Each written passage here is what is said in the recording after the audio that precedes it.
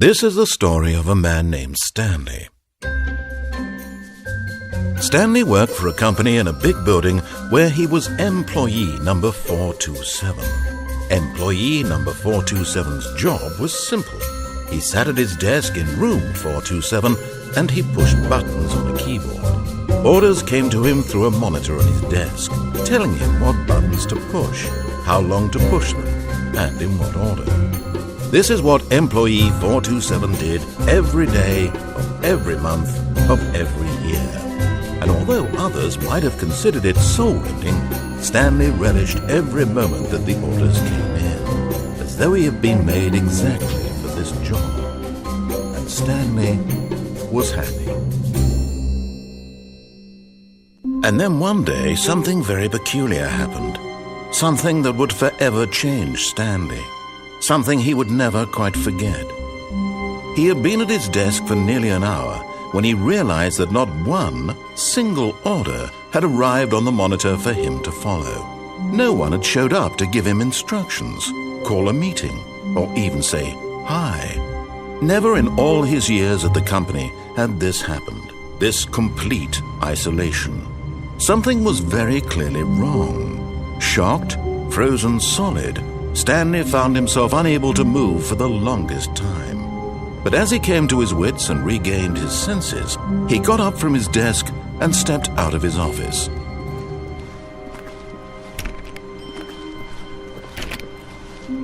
All of his co-workers were gone. What could it mean? Stanley decided to go to the meeting room. Perhaps he had simply missed a memo.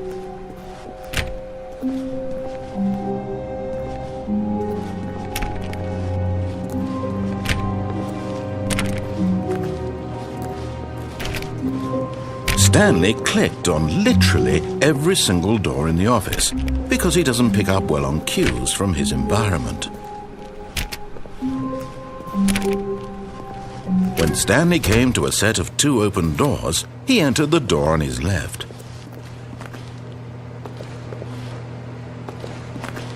This was not the correct way to the meeting room, and Stanley knew it perfectly well.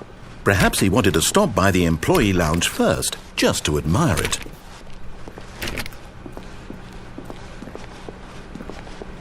Wow, yes, this room. What a beautiful room. What a gorgeous, gorgeous room.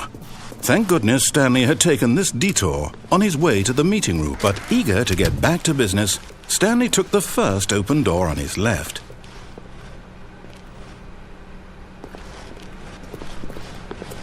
Stanley was so bad at following directions, it's incredible he wasn't fired years ago.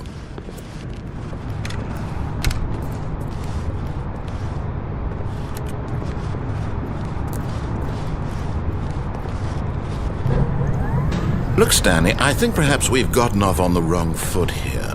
I'm not your enemy, really, I'm not.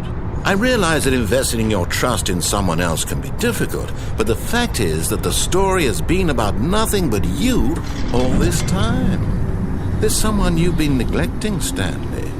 Someone you've forgotten about. Please, stop trying to make every decision by yourself. Now, I'm not asking for me, I'm asking for her.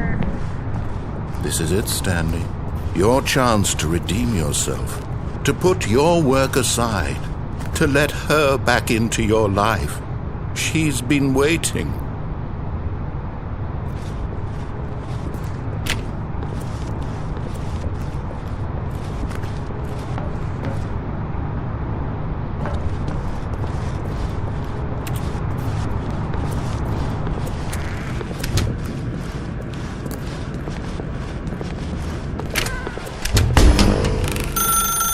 That's her, Stanley. You need to be the one to do this, to reach out to her. If you can Oh, no, you can't. Did you just unplug the phone? No, that wasn't supposed to be a choice. How did you do that? You actually chose incorrectly?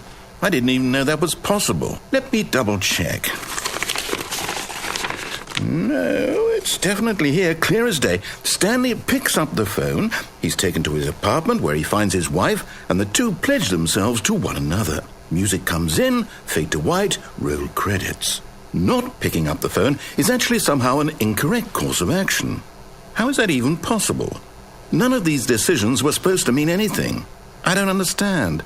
How on earth are you making meaningful choices? What did you... Wait a second. Did I just see... No, that's not possible. I can't believe it. How had I not noticed it sooner?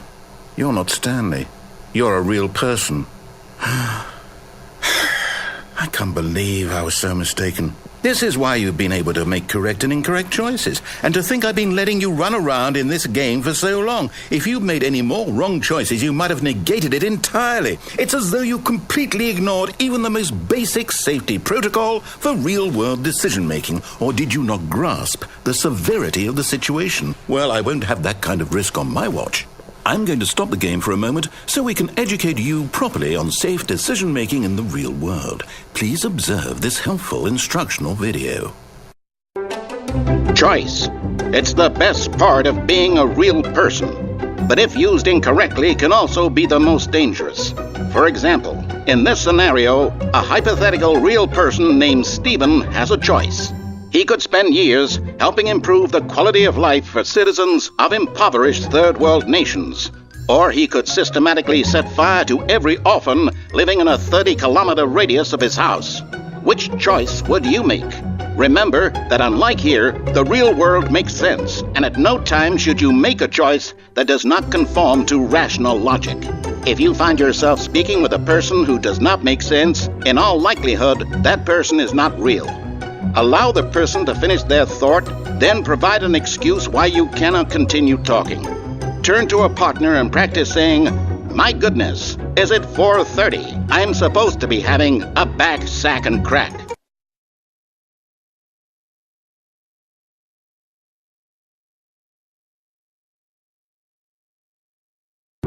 Excellent. Making choices on a regular basis is the best part to a healthy decision-making process. Most medical professionals recommend making at least 8 choices per day. Do you make more than 8? Less?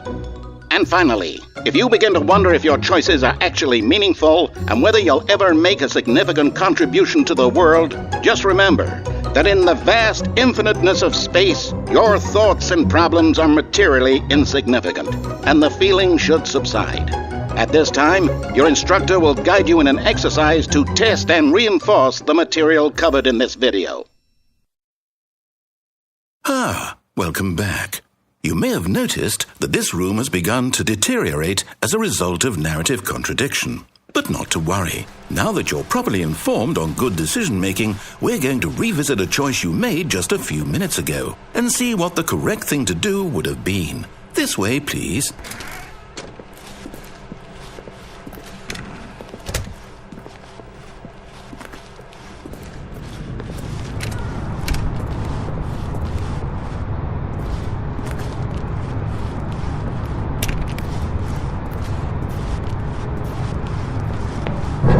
Now that we know your choices are meaningful, we can't have you jump at form and dying. And the main character dying Cicely halfway through the story. That story would make no sense at all. We just need to get you home as soon as possible before the narrative contradiction gets any worse. Unfortunately, it seems this place is not well equipped to deal with reality.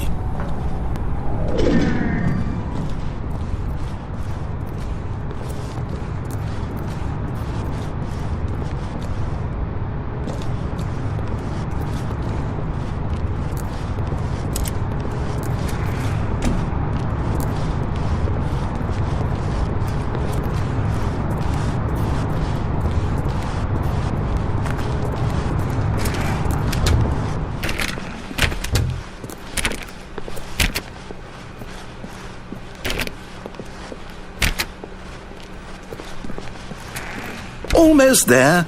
You'll take the door on the left, back to the correct ending, the story will have resolution once again, and you'll be home free in the real world.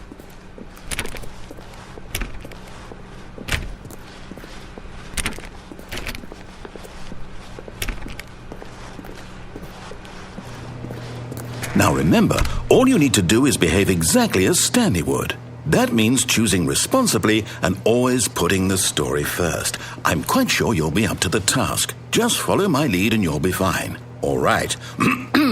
When Stanley came to a set of 2 open doors, He entered the door on his left.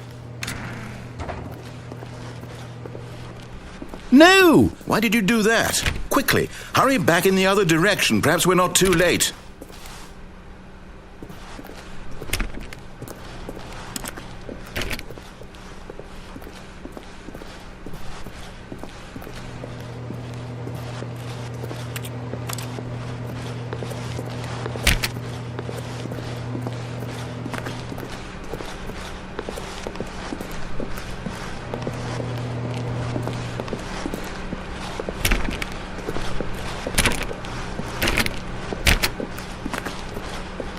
Oh, it's ruined. I can't believe, after everything we talked about, that my story, you've destroyed my work. Why? For what?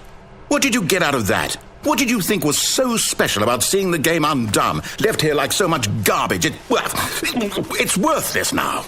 And what am I supposed to do? Even if there were a way to continue, would it be worth it? To know that my story is now incorrect? How can I go back to that? I can't erase that knowledge. I'll have to live with it forever, reliving its impossibility forever. I couldn't live that way.